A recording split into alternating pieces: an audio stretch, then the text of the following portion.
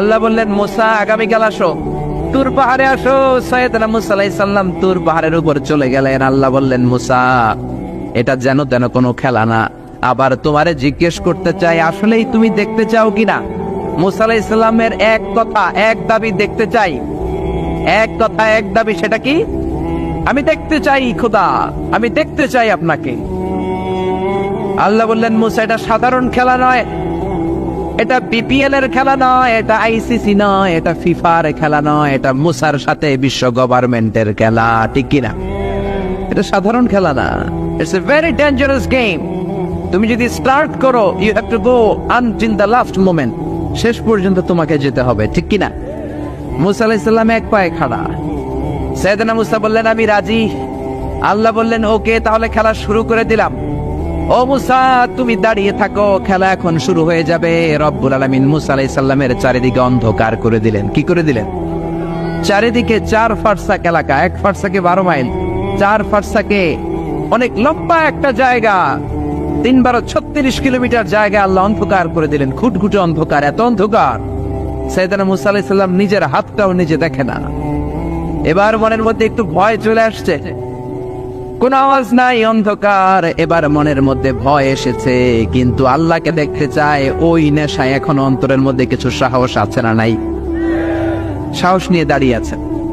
এবার আল্লাহ চারিদিকে আলোকিত করে দিলেন। এবার বললেন মুসা, আরো কিছু কাজ আছে।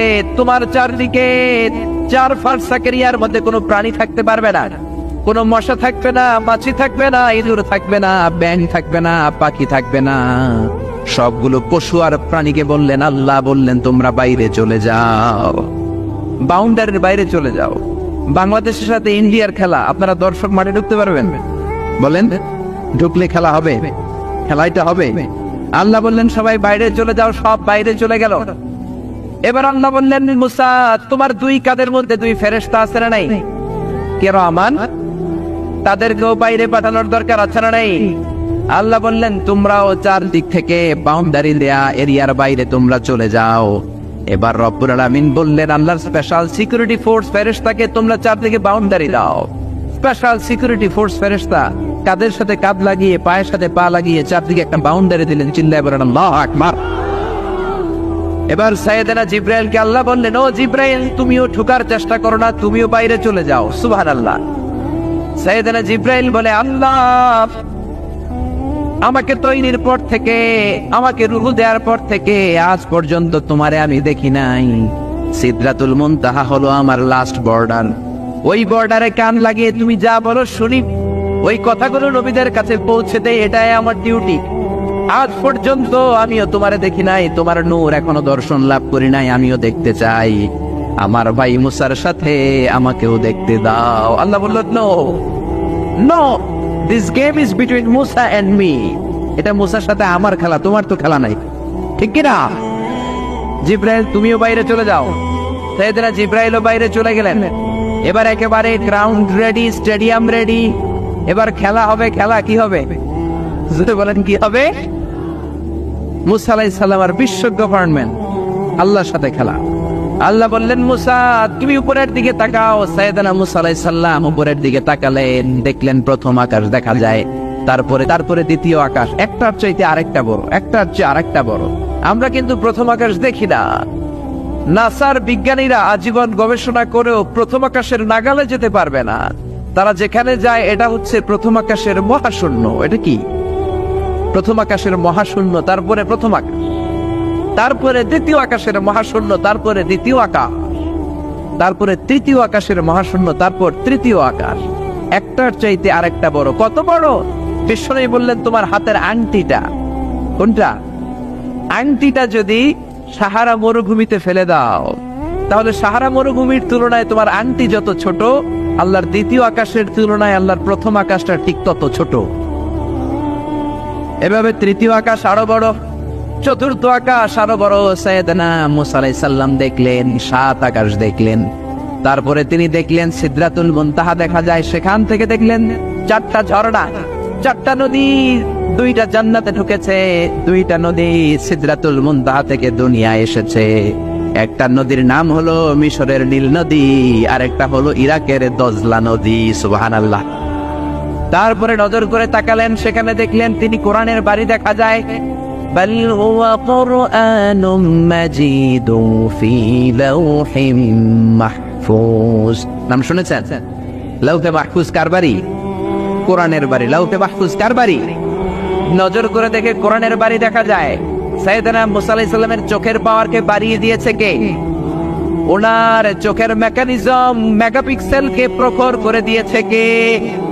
তারপরে নজর করে দেখলেন বাইতুল মামুর দেখা যায়, যেই বাইতুল মামুর হলো ফেরেশতাদের কিবলা। আমরা হজে গেলে, উমরায় গেলে আল্লাহর ঘরকে সেন্টারে রেখে চারদিকে তাওয়াফ করি, লাব্বাইক আল্লাহুম্মা লাব্বাইক করে আল্লাহরে ডাকি।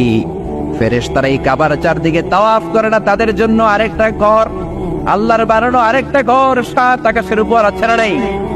সেটার নাম হচ্ছে আল বাইতুল মামুর। সব ফেরেশতারা সেখানে তাওয়াফ করে, একবার করে ঢুকে 70,000 জন। একবার যারা ঢুকার চান্স পায় কিয়ামত পর্যন্ত দ্বিতীয়বার চান্স তার কপালে জুটবে না। করে সুবহানাল্লাহ।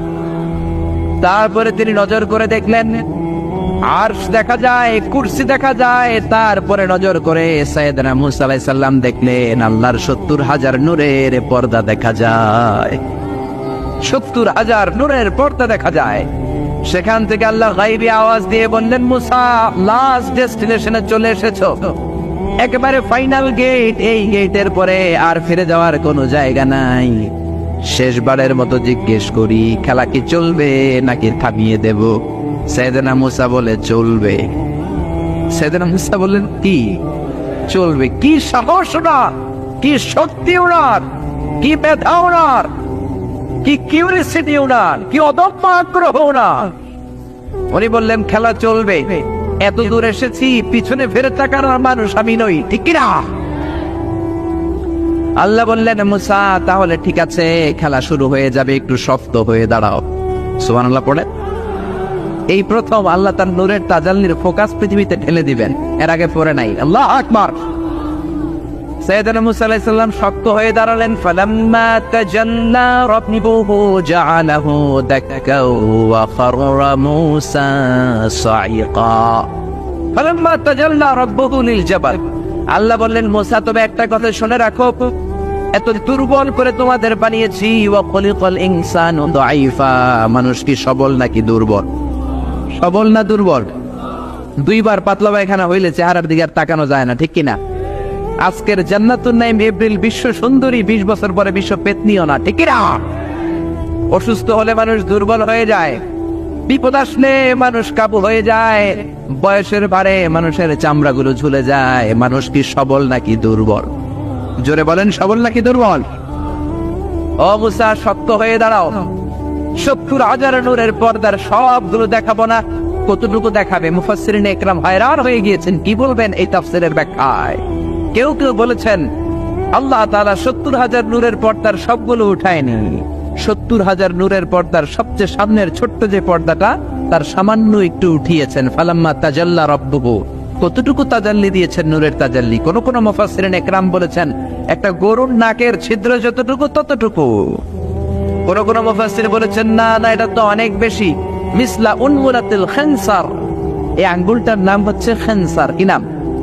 এটার নাম ইবহাম, এটার নাম সাব্বাবা, এটা বুস্তা, এটা বিংসার, এটা সিংসার।